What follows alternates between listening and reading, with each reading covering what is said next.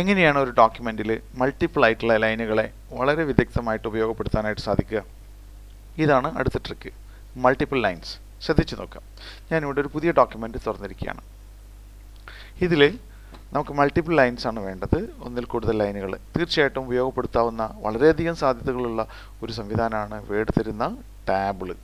Select ചെയ്തുകൊണ്ട് ഏതെങ്കിലും ഒരു കോളം സെലക്ട് ചെയ്യാം. കണ്ടോ? അതിനുശേഷം കീബോർഡിൽ ടാബ് പ്രസ് ചെയ്ത് കഴിഞ്ഞാൽ നമുക്ക് ആവശ്യാനുസരണം ലൈൻസ് ലഭിക്കും. ഇവിടെ ഇത് ലൈൻ ഒരു ബോക്സ് ആയിട്ടാണ് ലഭിച്ചിരിക്കുന്നത്. ഇതിൻ്റെ ഈ രണ്ട് സൈഡിലെ ലൈൻസ് കളഞ്ഞാൽ ഇത് ലൈൻസായി. ഇവിടെ ഈ കാണുന്ന ഈ ബോർഡറും റൈറ്റ് ബോർഡറും ലെഫ്റ്റ് ബോർഡറും. ഇതിനായിട്ട് മൊത്തമായിട്ട് ടേബിൾ സെലക്ട് ചെയ്യുക. അതിനുശേഷം സെലക്ട് ചെയ്ത് കഴിഞ്ഞാൽ ഡിസൈൻ എന്ന ഭാഗത്ത് ബോർഡേഴ്സിൽ സെലക്ട് ചെയ്തതിന് ശേഷം ഇവിടെ നമുക്ക് ഇവിടെ ഈ കാണുന്ന ലെഫ്റ്റ് ബോർഡർ ചെക്ക് ചെയ്യുക. അതിന് ശേഷം റൈറ്റ് ബോർഡറും ചെക്ക് ചെയ്യുക. സോ ദാറ്റ് ഇത് ലൈൻസായി. ഈ ലൈൻസിൻ്റെ ഗ്യാപ്പ് ആവശ്യാനുസരണം നമുക്ക് ഇവിടെ പിടിച്ചുകൊണ്ട് ആവശ്യാനുസരണം നീട്ടുകയും ചുരുക്കുകയും ആവാം. അതുപോലെ തന്നെ താഴത്തേക്ക് വലിച്ചു കഴിഞ്ഞാൽ അവയുടെ ഗ്യാപ്പ് ആവശ്യാനുസരണം വലുതാവുകയും ചെറുതാവുകയും ചെയ്യും. ഇതുപോലെ തന്നെ ഇനിയും ചെറുതാക്കുന്നതിന് സെലക്ട് ചെയ്തുകൊണ്ട് ഹോമിൽ ഈ ടെക്സ്റ്റിൻ്റെ വലിപ്പം ചെറുതാക്കിക്കൊണ്ട് വീണ്ടും ഇതിനെ നമുക്ക് ആവശ്യാനുസരണം ചെറുതാക്കി എടുക്കാനായിട്ട് സാധിക്കും.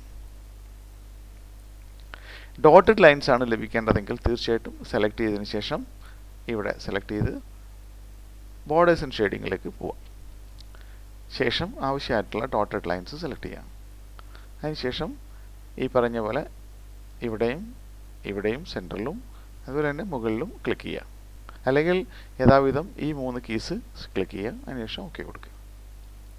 സോ ദാറ്റ് നമുക്ക് ഡോട്ടഡ് ആയിട്ടുള്ള ലൈൻസ് ലഭിക്കുന്നതാണ്. കണ്ടോ? ഇത് ഡോട്ടഡ് ലൈൻസ് ആണ്. നിങ്ങൾക്ക് തീർച്ചയായിട്ടും സ്വീകാര്യമായ രീതിയിൽ ആവശ്യമായ രീതിയിൽ നമുക്ക് കളറുകൾ സ്വീകരിക്കാനായിട്ട് സാധിക്കും. കളർ സ്വീകരിക്കുന്നതിനായിട്ട് തീർച്ചയായിട്ടും സെലക്ട് ചെയ്യുക, മൊത്തമായിട്ട് സെലക്ട് ചെയ്യുക. അതിനുശേഷം ബോർഡേഴ്സ് ആൻഡ് ഷെയ്ഡിങ്ങിലേക്ക് പോവുക.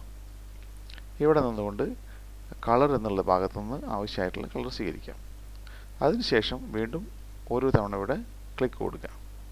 ക്ലിക്ക് കൊടുക്കുമ്പോൾ അവിടെ ലൈൻ വന്നിട്ടുണ്ടെന്ന് പ്രിവ്യൂവിൽ ലൈൻ വന്നിട്ടുണ്ടെന്ന് ഉറപ്പുവരുത്തണം. അതിനുശേഷം ഓക്കെ കൊടുക്കുക. ഇപ്പോൾ നമുക്ക് റെഡ് ലൈൻസ് ലഭിച്ചിരിക്കുന്നതായിട്ട് കാണാം. ചില ഘട്ടങ്ങളിൽ ഇത് ഗ്യാപ്പ് ഇടവിട്ടിട്ടുള്ള ലൈൻസ് ആയിരിക്കും വേണ്ടി വരുന്നത്. ഇത്തരം ഘട്ടങ്ങളിൽ തീർച്ചയായിട്ടും ഈ ടേബിളിനെ സെലക്ട് ചെയ്തതിന് ശേഷം റൈറ്റ് ക്ലിക്ക് ചെയ്യുക. അതിനുശേഷം ഇൻസെർട്ട് ക്ലിക്ക് ചെയ്തുകൊണ്ട് ലെഫ്റ്റിലോ റൈറ്റിലോ ഓരോ കോളംസ് പ്രൊവൈഡ് ചെയ്യുക. ഞാനിവിടെ ലെഫ്റ്റിൽ കോളം പ്രൊവൈഡ് ചെയ്തു. അപ്പോൾ കോളം അങ്ങോട്ട് പോവുകയാണ് ഉണ്ടായത്. ഇത് വലിയ കോളായ കാരണമാണ് അങ്ങനെ സംഭവിച്ചത്.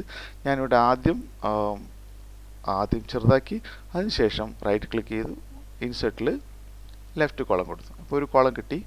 തീർച്ചയായിട്ടും F4 പ്രസ് ചെയ്തുകൊണ്ട് ലാസ്റ്റ് ആക്ഷൻ റിപ്പീറ്റ് ചെയ്യാം. നമുക്കിവിടെ ഞാൻ F4 പ്രസ് ചെയ്തു. കണ്ടോ? ഇവിടെ നമുക്ക് 3 കോളമാണ് ലഭിച്ചിരിക്കുന്നത്. ഇതിൽ നടുവിലത്തെ കോളം ആവശ്യാനുസരണം ചെറുതാക്കാം. ഇങ്ങനെ ഇത് ആവശ്യാനുസരണം വലുതാക്കാം. ഇനി ഇത് മൊത്തം സെലക്ട് ചെയ്യാം. ഈ കോളം മൊത്തം സെലക്ട് ചെയ്ത് ഇതിനിടയിലുള്ള എല്ലാതും നോ ബോർഡേഴ്സ് കൊടുക്കുക. ഇപ്പോൾ നമുക്ക് 2 ഭാഗത്തായിട്ട് 2 കോളംസ് ലഭിക്കും. മാത്രമല്ല ഇതിൻ്റെ ഗുണം ഇത് ആവശ്യാനുസരണം നമുക്ക് അങ്ങോട്ടും ഇങ്ങോട്ടും ചെറുതാക്കുകയും വലുതാക്കുകയും ആവാം. ഇതിൽ ആവശ്യാനുസരണം ടെക്സ്റ്റ് ടൈപ്പ് ചെയ്യുന്നതിനും സുഖമാണ്. ആവശ്യാനുസരണം ഇവിടെ നമുക്ക് ഓരോ ടെക്സ്റ്റ് ആവശ്യാനുസരണം കൊടുക്കാം. കണ്ടോ? അപ്പോൾ ഇത് ഫോണ്ട് ചെറുതാക്കിയിരിക്കുന്ന അവസ്ഥയിലാണ് ഇങ്ങനെ കാണുന്നത്. നമുക്ക് ആവശ്യാനുസരണം ടെക്സ്റ്റിനെ ചെറുതാക്കുകയും വലുതാക്കുകയും ചെയ്തുകൊണ്ട് കണ്ടോ ഇവിടെ ടെക്സ്റ്റ് കൊടുക്കുകയും അതുപോലെ തന്നെ മാത്രമല്ല നമ്മുടെ ഇഷ്ടാനുസരണം ഇതിനെ ചെറുതാക്കുകയും വലുതാക്കുകയും ആവാം. കണ്ടോ?